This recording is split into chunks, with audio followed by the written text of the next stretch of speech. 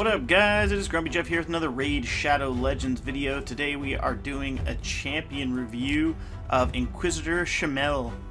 Really cool character, really neat kit. Also, just awesomely built out character. I mean, the black leather jacket definitely has that Inquisitor vibe. A little bit Warhammer 40k, a little bit of Warhammer kind of vibe to it, which is right in line with kind of what this whole area feels like anyways. His skill set is a little bit different for me when it comes to like doing like masteries. Go ahead and take a look at it real quick. So he's got his debuff chance of randomly decreasing duration by 1 turn of a buff on an enemy. And then he has his place true fear, and that says the places true fear debuff on all enemies for 1 turn if this attack kills an enemy. Awesome move. You know, 3 attacks that can have 25% ignore defense and then an additional 25% for every buff on the champion. Not sure it actually needs accuracy. Not sure it actually needs to overpower resist, because it's if you kill, it just places. But it doesn't say it needs resist, so it's kind of wonky in the wording. Maybe someone else. And then you have Dauntless. Each critical hit fills this champion's turn meter by 7.5 whenever an ally receives fear or true fear debuff. This will instantly be removed, and the debuff will fill the ally's turn meter by 15%. So he's team speed up. So when I go to do the masteries on this champion, which I haven't done yet, I know I wanted to hit hard. So, I mean, that part's easy. We go into the here, you know, get all scrolls. You know you wanted to do crit rate, you know you wanted to do crit damage, you know what you want to do over here, but when it comes to the defense and the support part, where do you really want him to go? That's really the quagmire I'm in. Chance to remove 1 random debuff from this champion if they lose 25. It's just like, I'm not certain where I want to go. So I might just kind of lean on my standard kind of support set with a little bit of accuracy, and then go for, you know, this one right here, go for the Lore of Steel to kind of help out a little bit with his kit. Like, he doesn't play shields. His accuracy isn't going to be helped out by these guys because they don't help with fear. You know, so you got these things that just don't help land fear. So it's kind of just a waste to put him down there. You could do speed for dead allies, I guess, if you went down that route, because you're stuck in one of these 3 if you go here, and they're all just kind of trashy. So it's just like, what do you want to do over there? And then, you know, where are you going to go down if you go down this way? You can make him more resist. You can get... the leech might not be bad. That could actually be, when placing stun, sleep, true fear, or freeze debuffs. That's not horrific when it comes to just putting that extra stuff on there. But then where do you go down here? Cycle of Revenge. Just kind of a tough one. So we'll go down the standard set here. I think since he already ignores defense, I want to just give him the chance, even if they don't have the buffs on there, to get a little more Helm Smasher just to ignore even more defense.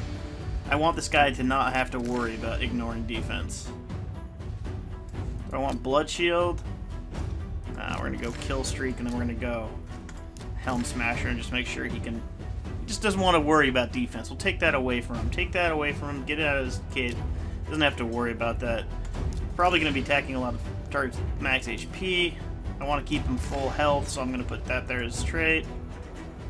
I don't really care if he speeds up. And he can be a Widowmaker pretty much there and take people out. And we're going to use that default skill because he has his... basically his counter attack, his A1. Anytime someone places a debuff, he's going to counter attack. It's 50% damage, but I don't know if this will add on top of that or not. So maybe it'll add to it, and then it will subtract 50% of the total. We'll have to see. Oh, gosh. I'm going to go for accuracy just for turn meter, and maybe it has to do a little bit with some of the other stuff there. Like I said, I don't like where I'm going to end up with here. I'm going to have to go with the speed for each dead ally because the other 2 are just pretty much worthless to me. So there you have it. There is kind of the build that I'm going with the Inquisitor himself here. And then I've had a few people tell me that he is fully booked, first off, just so you all know. I have him fully booked out. His kit here You can go across the kit just a little bit. You can see his attack. We got a lot of crit damage, crit rate, going with the high attack here. So we have the, I think that's almost 3,000 when you add everything up. You know, maybe 2,000 defense, pretty fast speed, really high crit damage, and, you know, 100% crit rate. So I have him in basically really nice stuff. I have divine critical rate and then 2 cruels to give him even more ignore defense. So this build is all about ignoring defense because that's what he plays to. But there's your little glimpse of that. He's got for the helmet, nothing too great there. Went more crit rate. And then on the gloves, I went crit damage. And that's really why I ended up focusing on crit rate as the main thing I was going for all my gear. I do have accuracy again, but the reason I have this accuracy piece is because I got a triple roll on the crit rate. So that was really what kind of chose the piece for me. And on the boots, it's only a 4-piece. It does have a triple roll on crit rate, and it's speed boots, always speed boots. Again, triple roll on speed on this one, got super lucky on that.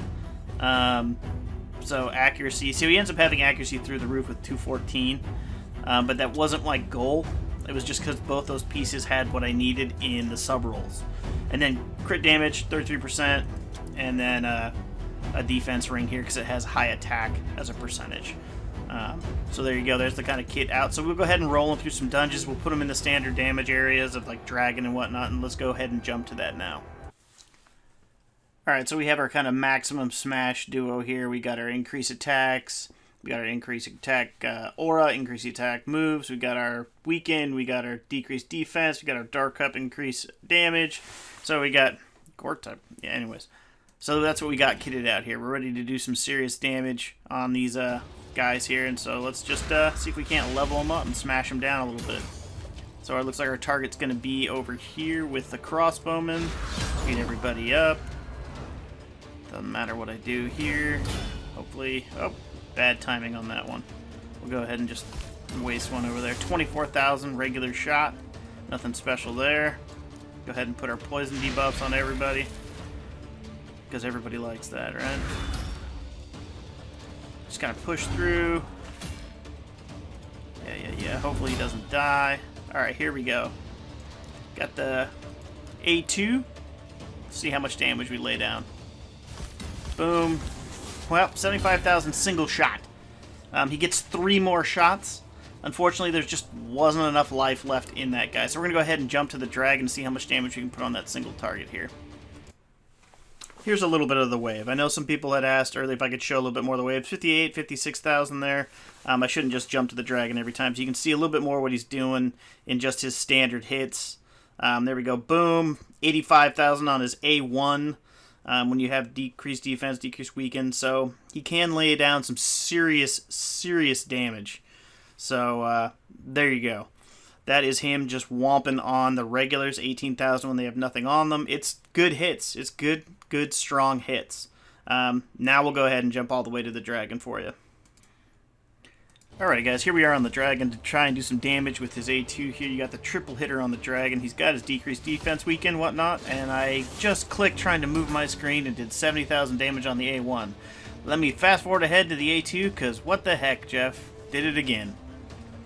And fast forward. Alright, here we are. A2. Not going to move the screen this time, so here we go with the damage. 3 shots. 79, 88, and 88. So, I mean, that's huge. That's, 200 and what, 30? 240,000? That's a tremendous amount of damage. Tremendous amount of damage. Given you have to have the right team here to get that makeup, so you're looking at something that's probably going to hit more like 40 with an average makeup, maybe with just decreased defense or maybe just weaken on him. So I mean, he's going to be slamming. He's going to be slamming some dudes there. Definitely has a lot of hit to him. Plus, whenever these debuffs come up, he's going to speed everybody up. I mean, the fears come out, he's going to speed everybody up. It's just, he's got a lot of speed going on. Plus, he can decrease buffs, which isn't really an issue with the dragon. You don't have to worry about that too much. Hey, 6-star accuracy chest. That's a really good piece. I'll go ahead and keep that. Alright, so we'll go ahead and jump into a Doom Tower level where we can see the fear in action. Alright, so here we are on floor 63, just doing the Doom Tower, seeing if we can't get him to use his little sidekick gig there. Put out a little bit different kit there. With the fear, we're using his accuracy and his Doom Tower aura since it's up 60, which is really nice. for a Doom Tower or in general. Actually, can help out, especially if you have really, really bad kits. Or just bad gear, or don't have that much gear, you know. Whoops, why did I do that? Anyways, let's see here. I don't really want to take anybody out. Alright, so we'll just try and minimize those guys for a little bit. Let's get my slamming. 24,000, 24,000, 24,000. So yeah, I mean, he's got some hits. Some serious hits. Alright, who's gonna go next? So you're gonna go. You're gonna go.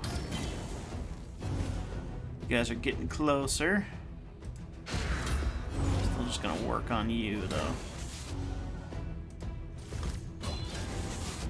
Alright. Here we go. See if we can't get some fears coming out here. Of course, that happens. So here's the Dauntless, powering up everybody. Real nice. Just gets everybody all powered up. The steam goes out. That's really, really cool kick. And that's really what his passive is doing for him. And his A1 is going to fire back if he ever gets a debuff placed on him.